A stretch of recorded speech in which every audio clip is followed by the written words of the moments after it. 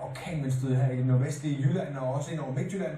Efterhånden ud på aftenen også herover ved det nord- og vestsjællandske og til dels også Sydøstjylland. Så en meget kraftig blæst, også langt ind over land. Vindstød af stærk storm, så vi er på vej mod Danmark med kraftig blæst. Ja, det bliver regulær storm, måske endda også stærk storm for første gang i 7 år.